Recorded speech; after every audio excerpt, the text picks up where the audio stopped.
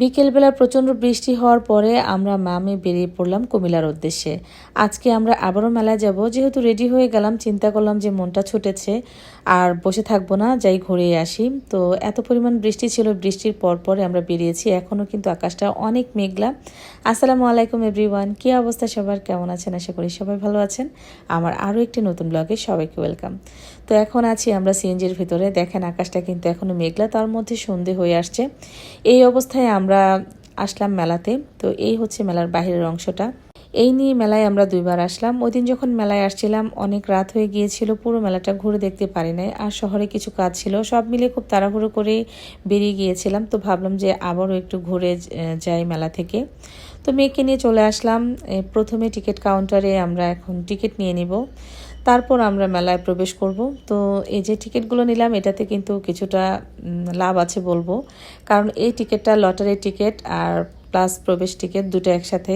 প্রতিদিন টিকিটগুলো জমা হয়, রাতে টিকিটগুলো কিন্তু কাউন্ট করা হয়, তারপরে হচ্ছে এটার যে পুরস্কারগুলো সেগুলো ঘোষণা করা হয়। ভাগ্য যার হয় সে পায়, আর ভাগ্য যার সাথে থাকে না সে তো পায় না।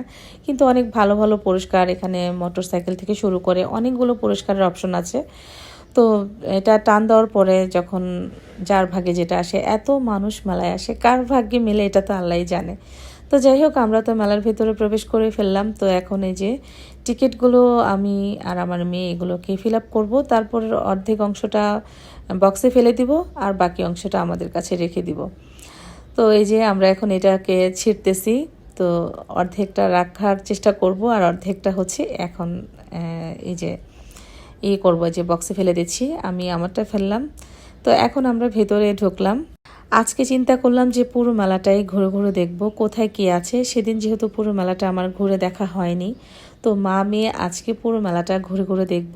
আর বিশেষ করে সার্কাস বসেছে, সেদিন কিন্তু যাওয়ার খুবই ইচ্ছে ছিল, কিন্তু যেতে পারি নাই, কিন্তু আজকে যাওয়ার চিন্তা আছে। শুরুতেই দেখি যে এখানে বৃক্ষ মেলার একটা অংশ।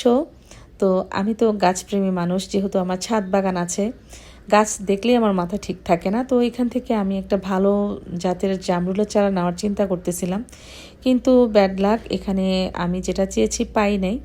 তবে হ্যাঁ, এখানে অনেক রকম আম গাছ ছিল, যেমন সূর্য ডিম, এটা সূর্য ডিম ছিল, ব্যানানা ম্যাঙ্গো, কিং অফ চাকাপাত, তারপরে হচ্ছে মিয়াজাকি, প্রত্যেকটা আম এখানে ছিল।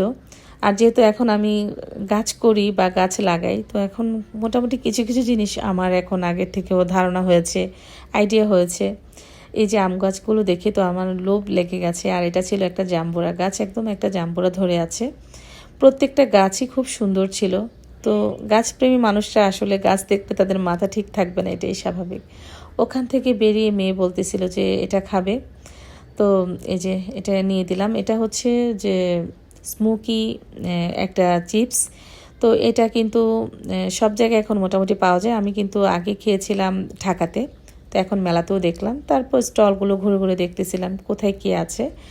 তো প্রত্যেকটা দোকানেই মোটামুটি প্রচুর প্রচুর পরিমাণ মানে জিনিসপত্র এখানে ছিল। কসমেটিক থেকে শুরু করে, মানে কোকারেজ আইটেম থেকে শুরু করে সব কিছুই ছিল। মেলা মানেই তো টুকিটাকি এইসব জিনিসপত্রই বেশিরভাগ থাকে, এটাই স্বাভাবিক। তো আমি প্রত্যেকটা স্টল একটু একটু দেখতেছিলাম। এখানে মগগুলো খুবই সুন্দর ছিল, ভাবছিলাম যে একটা মগ নিব, পরে আমি আসলে ভুলে গেছি, এখান থেকে আর কিছুই নেওয়া হয়নি।